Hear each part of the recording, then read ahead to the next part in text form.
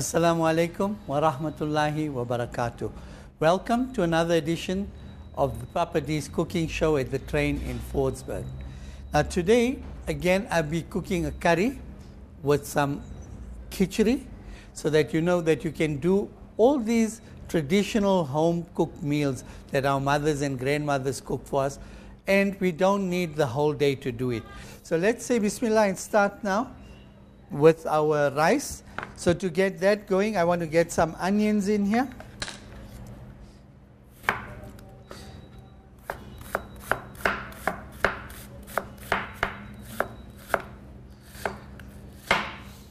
Now you can also do the rice in the old conventional way, where you would make the vagar and throw it over. But I'm doing it here, trying to save you time without losing the essence of the meal. I'm going to add some oil in here. My pan has already been preheated. I'll also add some ghee in, because ghee in kitchri is actually very nice. I'm going to add some ghee in there. And a little bit of the jiru here.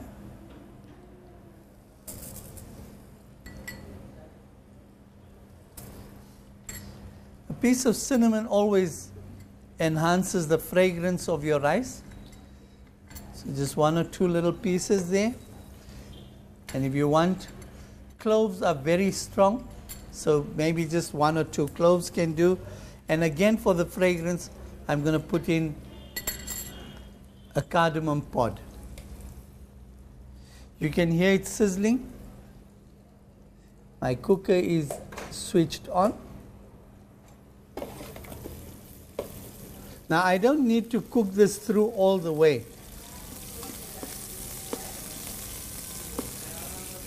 There we are. I'm happy with the onions now, because they are still going to cook through with the rice.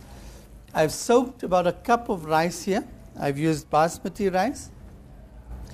And I want to remove that excess starch. So I've removed the water from the rice. And I'm going to add it to the pot.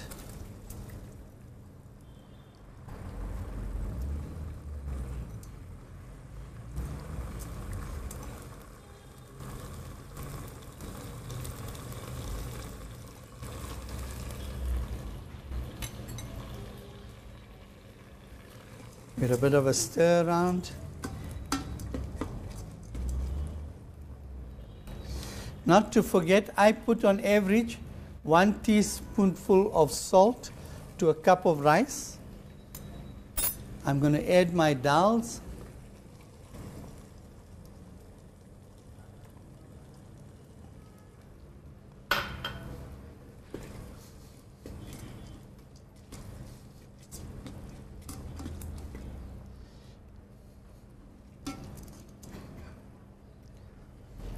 I've mixed it through nicely.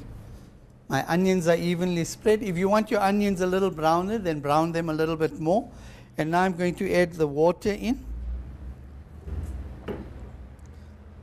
So to a cup of rice, I'm going to add a cup of water. And if you check the marks inside, I'm just doubling the volume of the water, so that with the rice, by the time it cooks, it should be double the volume. My rice is ready. I'm going to add now my haldi to give it the color for the kitchri.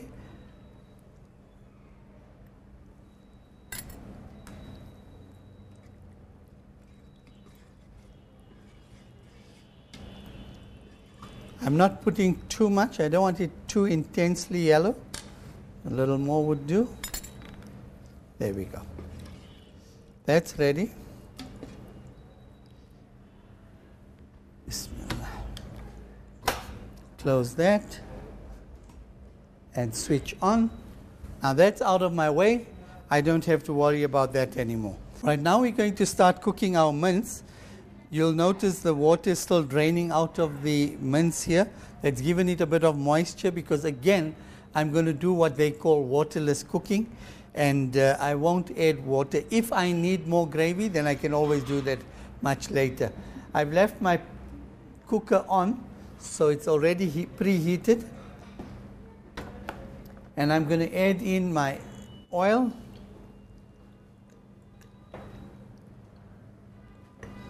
You don't need too much here because there is a lot of fat in the mince. Always try and buy a nice lean mince. And to that, I'm just going to add my usual fragrant spices to get them to start releasing the flavors. I've got my cinnamon and the cardamom and clove. Now that's ready. Just got to get that going. Yes, my pan is heating up. I'm now going to put my mince in there.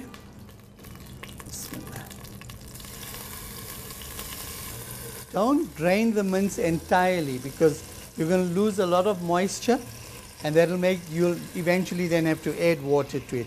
So after you've washed it, just give it a quick wash before you start using it, so that it still has the moisture in it. I'm going to now add in my ginger garlic paste. I like the flavor of ginger and garlic, so I'm using quite a bit of that. And I'll start now with the other dry spices. I'm putting the bit of jeeru in now.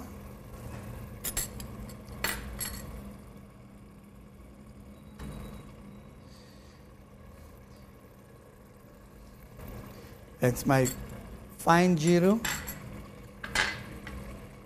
That's the dana there. Always remember, in meat, you use more jeeru because actually it's got a stronger flavor, and it will also help you by keeping the overwhelming flavors of the meat under check.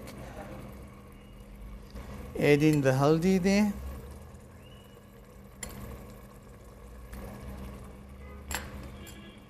You'll notice I haven't added the tomato yet because I want this to first cook out and get some of those juices out of there.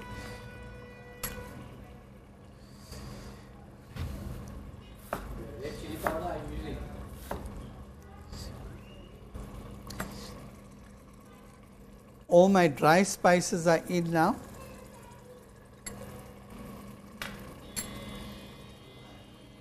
And the salt.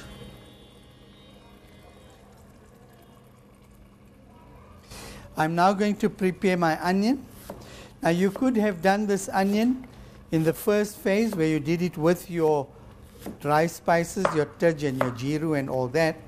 But I want the onions to be whole, or not whole. I don't want them to lose all their consistency. I want them to form part of the gravy. So that's why I'm only adding them much later. You'll notice by the time this is cooked, the onions will have dissolved completely. I've just chopped it up quite finely. That'll help the cooking process.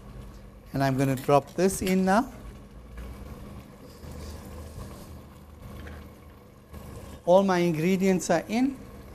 I'm going to give it a good stir around. I'm happy with that. Let it braise for a little longer while I put my chilies in. You could slit the chilies if you want the strength and the pungency to come out more, but I've already added more of the red fine chilies. I don't want it too strong, so I'm just going to give this one slit.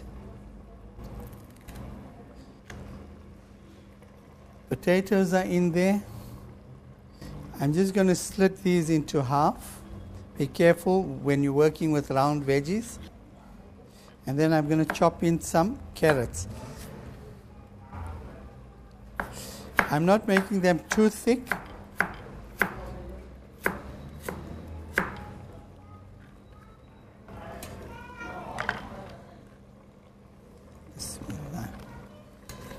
Give it a bit of a stir around.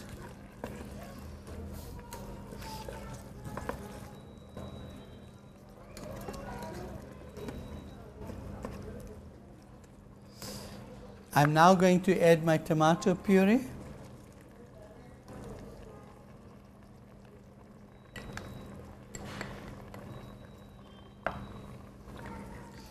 Again, as I mentioned earlier, I prefer using tomato puree or even the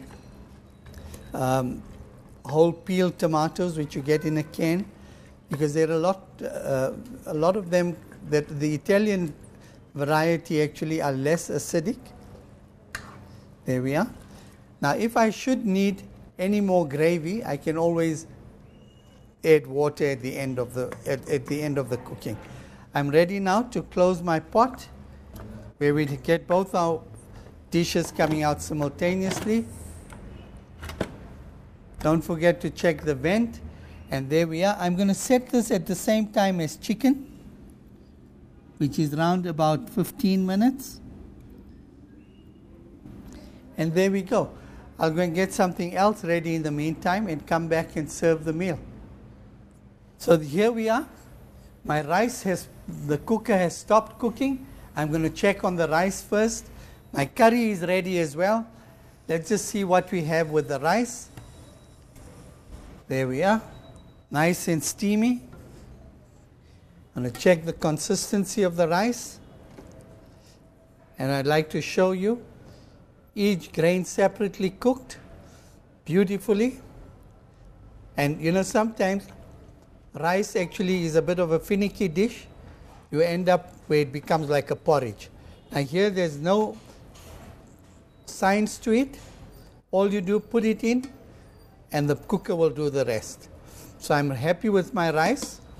I just want to check how my curry is doing. And in the meantime, I'm going to call Chef Proud to come and help us present this meal. Let's see what this is. You should always remember. But even if you forget, there is a safety valve. You won't be able to open it under pressure. So I'm going to open my cooker and let's see what's happened to the curry. Now remember folks, this was cooked in about under 15 minutes. I cooked it as I would have cooked chicken. You can see the texture of the curry, it's perfect. I'm just going to give it one stir around without breaking the veggies. All my veggies are perfectly done. Check my potatoes, perfectly done. And of course, if the potatoes are done, everything else is. You'll notice it's not a very runny curry, but if you need more gravy, you can either add more tomato puree even at this stage and cook it for about 5 minutes, or otherwise just add a little bit of water. But for me, the consistency is perfect. If Chef Proud can come along and help us to serve this meal. So here we have it, folks. Our mince curry with mixed vegetables, served with kitchri and papad on the side. And for today, that'll be all from us at the train in Fordsburg. Assalamu alaikum wa rahmatullahi wa barakatuh.